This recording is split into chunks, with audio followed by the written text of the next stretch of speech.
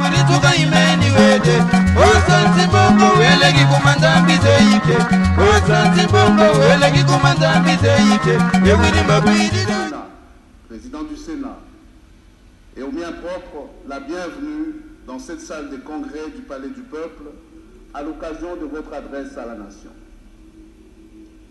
Excellence, Monsieur le Président de la République, qu'il vous plaise de prendre la parole pour délivrer le contenu de votre message. Garde à vous!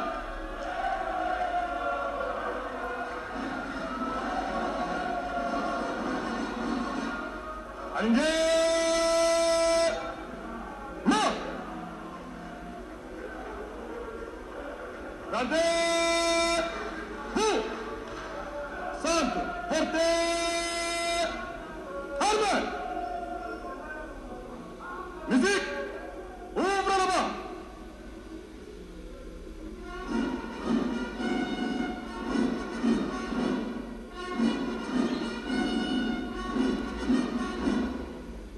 Armée! Feu! Repos! Honorable Président de l'Assemblée nationale, Honorable Président du Sénat, Honorables députés et sénateurs, mes chers compatriotes, après mon adresse sur l'état de la nation, le mois de novembre dernier, la situation socio-économique, politique et sécuritaire du pays m'oblige ce jour à m'acquitter de ce devoir constitutionnel plutôt que de coutume.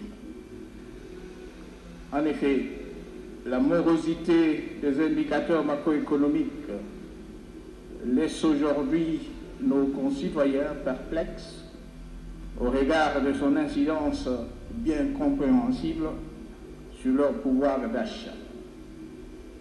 Alors qu'au plan politique, les négociations du centre interdiocésain sur l'arrangement particulier relatif à la mise en œuvre de l'accord du 31 décembre 2016 ont généré quelques inquiétudes pour avoir achoppé sur les difficultés, du reste insurmontables. Les modalités de nomination du Premier ministre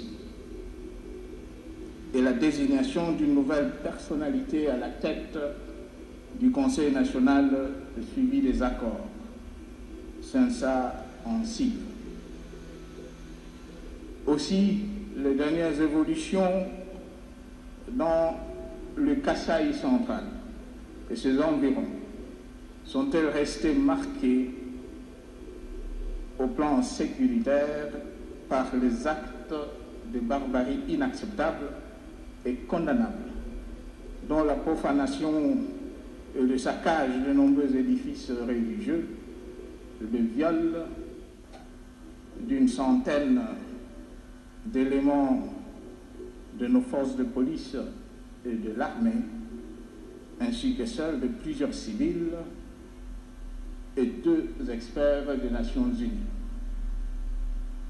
En leur mémoire et en celle de tous les fils et filles de ce pays qui nous ont quittés en ce début d'année 2017, sous le drapeau ou de mort naturelle, dont le président de l'UDPS, M. Étienne Tshisekedi Wamulumba, je vous invite à observer une minute de silence.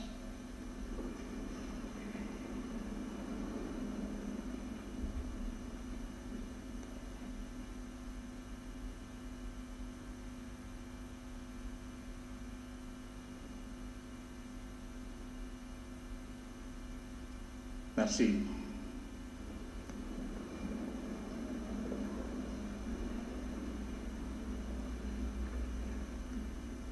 Honorable Président de l'Assemblée nationale, Honorable Président du Sénat, Honorables députés et sénateurs,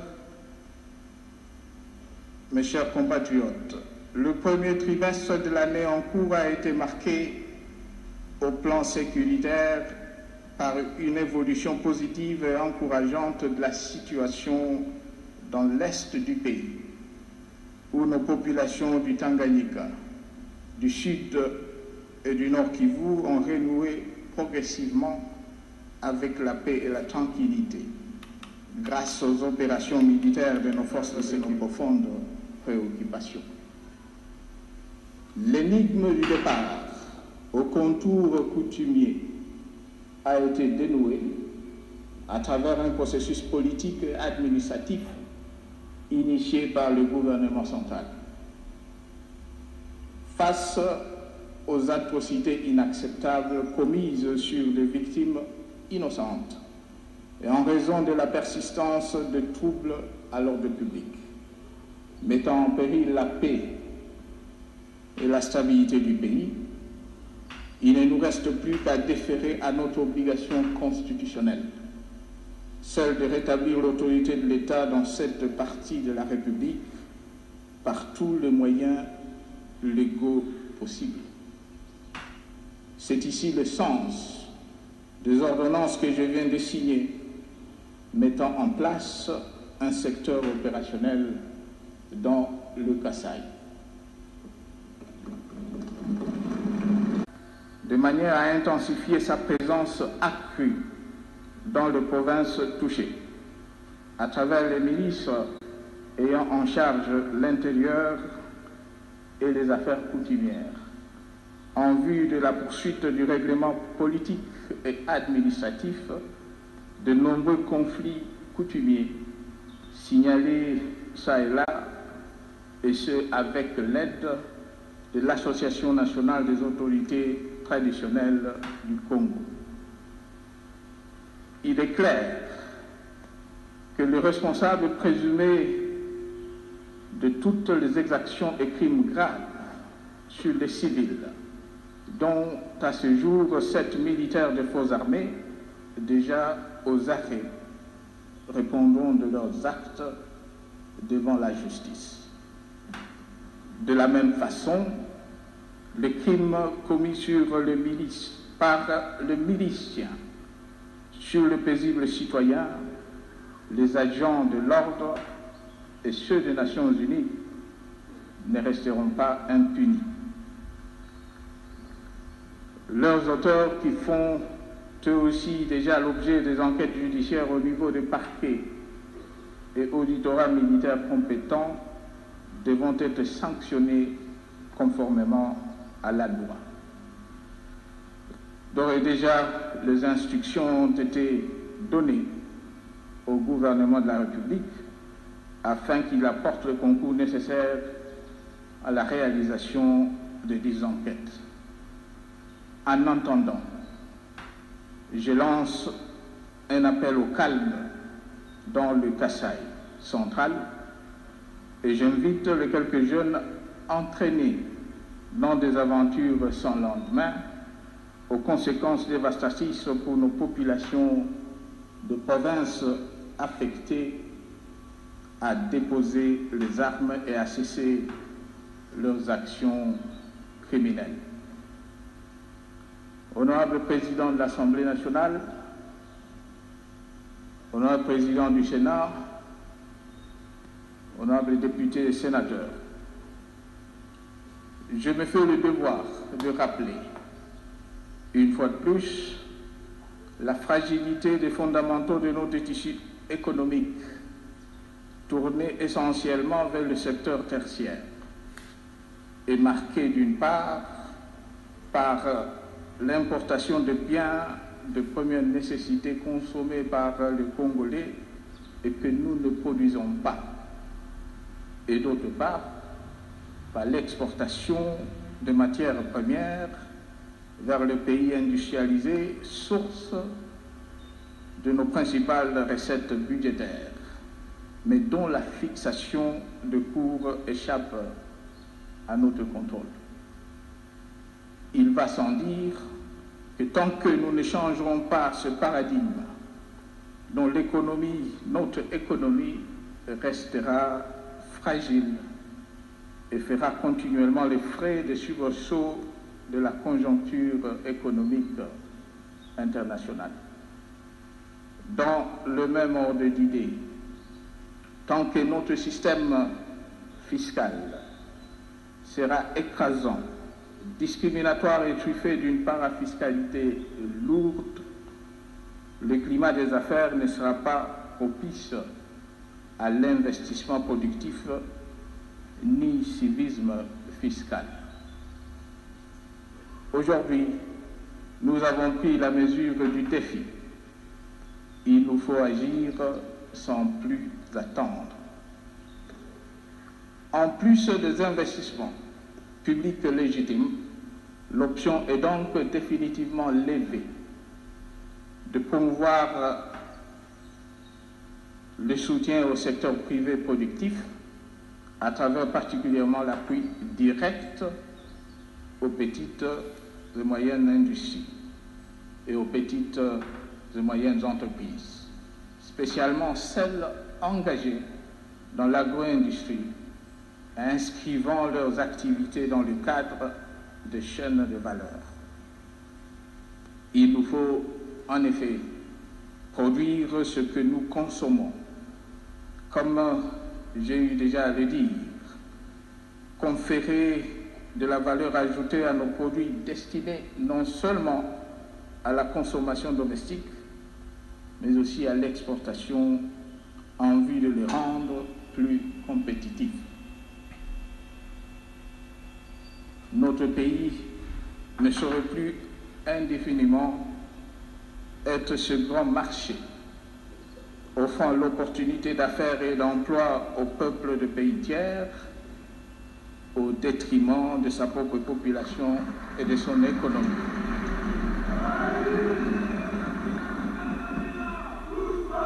Par ailleurs, les efforts de mobilisation de ressources internes seront poursuivis à travers la lutte sans concession contre la fraude douanière et fiscale, ainsi que la contrebande, grâce aux réformes fiscales nécessaires et grâce à l'implantation très prochaine au sein de nos régies financières de systèmes de gestion informatisés des contribuables fournis par une expertise appropriée.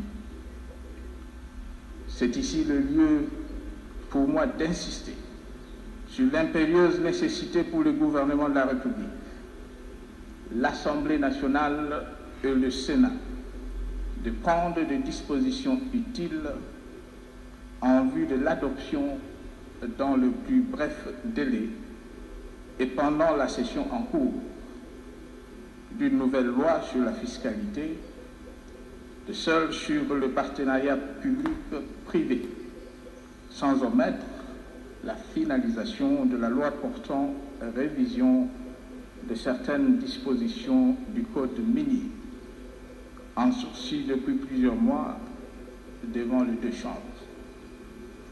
Le gouvernement pourra ainsi disposer des outils solides pour stabiliser de manière pérenne et structurelle la situation économique en cours avant d'inverser définitivement la tendance préoccupante actuelle.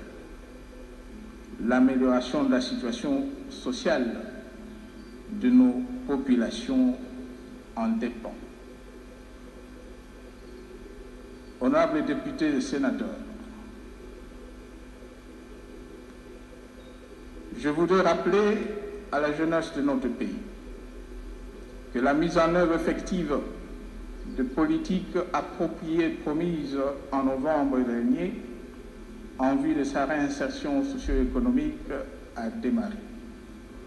La promotion de l'entrepreneuriat local à travers les mesures subventionnées de soutien au secteur privé ainsi que l'entrée en vigueur de la loi sur la sous-traitance aux PME et PMI locales constituent aujourd'hui des opportunités à saisir.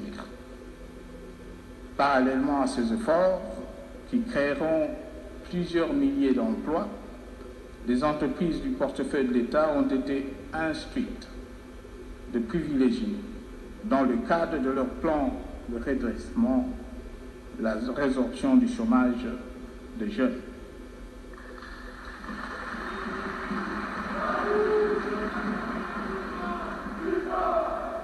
Quant aux agents et fonctionnaires de l'État, civils et militaires, le processus engagé de l'amélioration de leurs conditions de vie sera poursuivi grâce aux réformes relatives à la maîtrise des effectifs et de la masse salariale, qui permettront en dernier ressort la réaffectation des économies réalisées au réajustement progressif de leur traitement. Honorable Président de l'Assemblée nationale, Honorable Président du Sénat, Honorables députés et sénateurs, conformément à ce qui est devenu une tradition politique dans notre pays, j'ai levé l'option depuis 2015 d'engager la classe politique et sociale de notre pays dans un dialogue afin de dégager le consensus indispensable à l'organisation du troisième cycle électoral apaisé. Cette initiative faisait suite du reste aux efforts entrepris dans le même sens en 2012, lorsqu'à la recherche du consensus national, en vue de défendre la patrie contre le pseudo-rébellion, j'avais convoqué les concertations nationales, ayant permis de renforcer notre cohésion en tant que nation et de soutenir d'une seule voix notre armée engagée dans les opérations de défense de la patrie.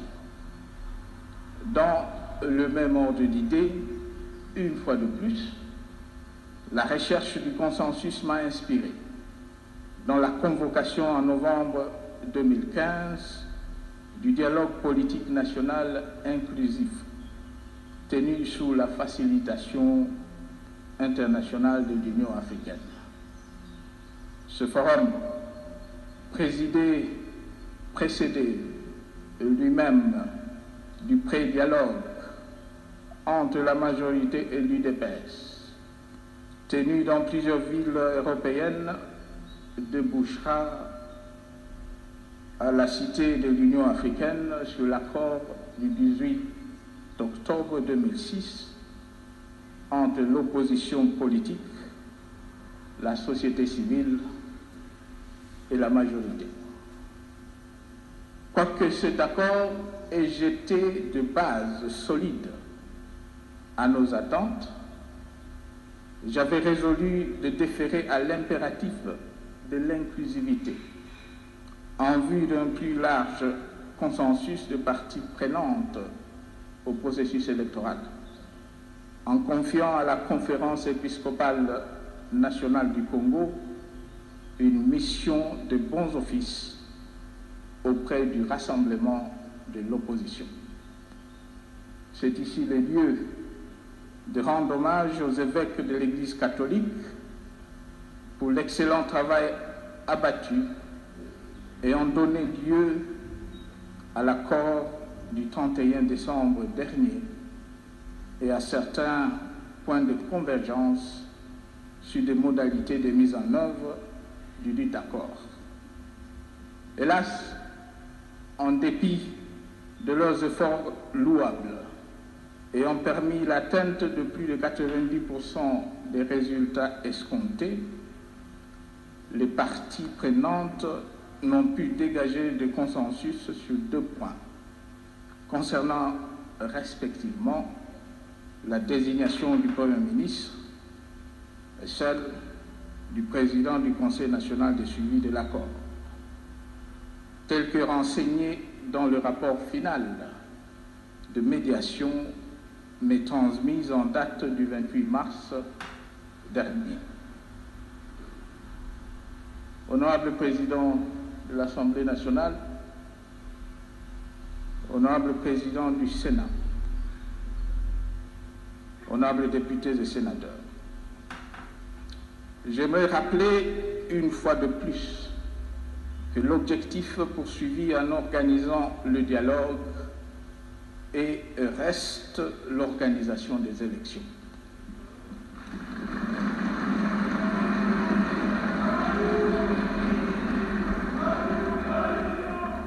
Je félicite pour cela notre centrale électorale qui, dans des conditions extrêmement difficiles,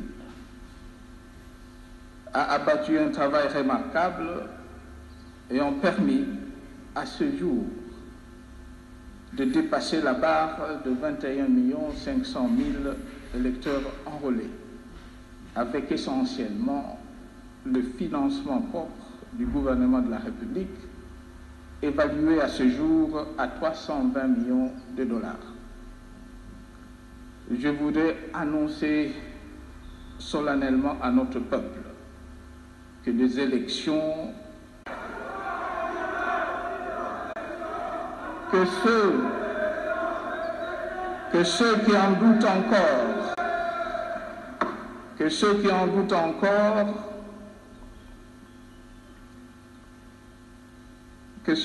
encore, soient rassurés. Tout sera mis en œuvre, en effet, pour atteindre cet objectif conformément au calendrier qui sera fixé par la CENI. L'accord du 18 octobre de séquence des élections et du fichier électoral, aussitôt celui-ci constitué, et la répartition des sièges déterminée par une loi, honorables députés,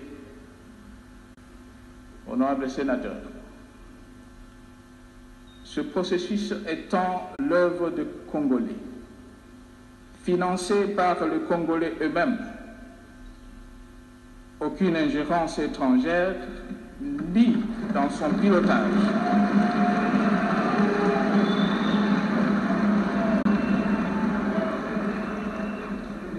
Aucune ingérence étrangère, ni dans son pilotage, moins encore dans son déroulement, ne sera tolérée.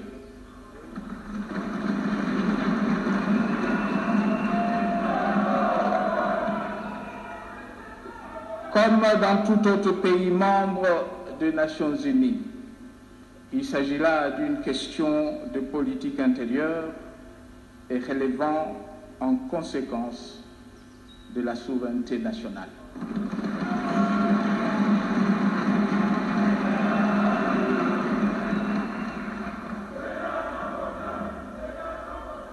Et notre devoir, c'est bien celui de défendre justement l'indépendance et la souveraineté nationale.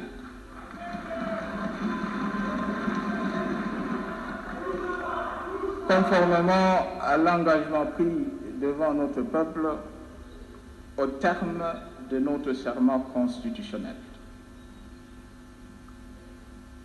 Honorable Président de l'Assemblée nationale, honorable Président du Sénat, honorables députés et sénateurs, au cours de ces dernières 48 heures, j'ai été à l'écoute de la classe politique et sociale qui a répondu à mon invitation. J'ai noté une convergence de vues, notamment sur l'urgence qu'impose le règlement de 2 points relatifs à la mise en œuvre de l'accord, spécialement en ce qui concerne la question de la désignation d'un nouveau Premier ministre. À ce propos, un large consensus s'étant dégagé sur la procédure de désignation de celui-ci et sur les compétences de l'autorité de nomination, j'invite le rassemblement à surmonter ces querelles intestines et à harmoniser les vues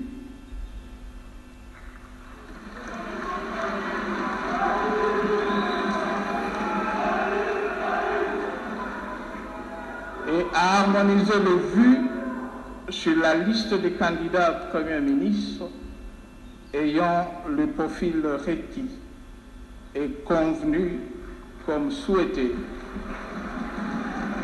depuis plusieurs mois. Et ceci en vue d'accélérer le processus de formation du nouveau gouvernement d'union nationale. Comme relevé dans mon message de novembre 2016, et tenant compte du fait que le pays ne doit plus être l'otage d'intérêts personnels et de lutte de positionnement des acteurs politiques,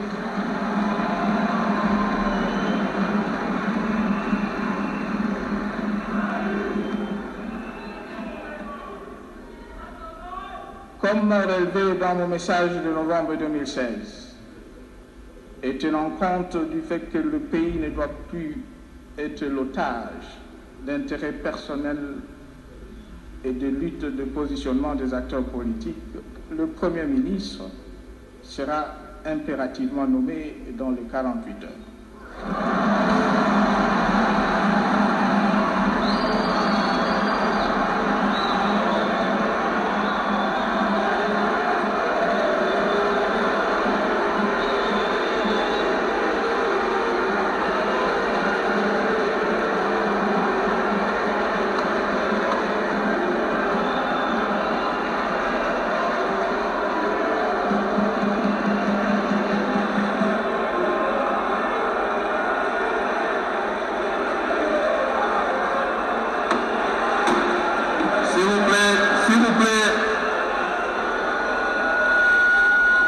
S'il vous plaît.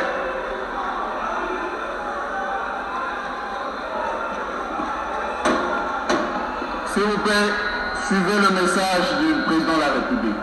S'il vous plaît. Quant à la présidence du Conseil national de suivi de l'accord, je demande aux deux chambres du Parlement d'adopter rapidement la loi organique y relative, en même temps que j'en appelle à l'accélération des tractations au sein de la classe politique en vue de la désignation dans la foulée, dès l'entrée en fonction du nouveau gouvernement, d'une personnalité consensuelle devant présider cette structure.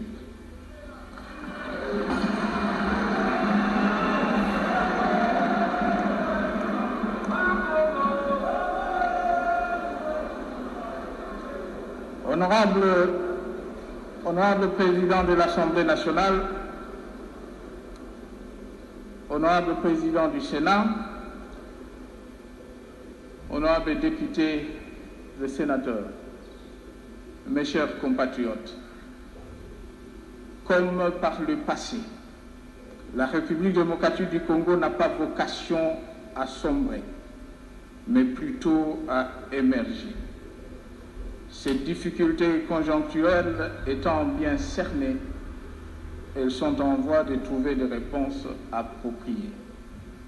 Je suis convaincu que grâce à l'engagement de tous, opposition, société civile et majorité, et surtout grâce à l'appui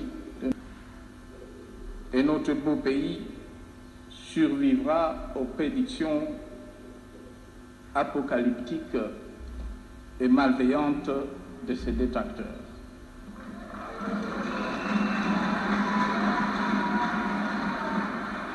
Honorable président de l'Assemblée nationale, honorable président du Sénat, mesdames et messieurs,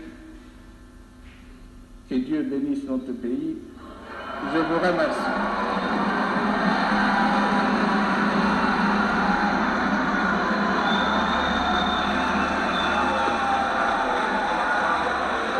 Amis téléspectateurs, je n'ai peut-être pas le mot pour vous exprimer ce que nous ressentons ici. Non. Le chef de l'État, président de la République, a parlé. Donc ce n'était pas difficile de prendre en compte l'actualité filmée dans la société par le chef de l'État.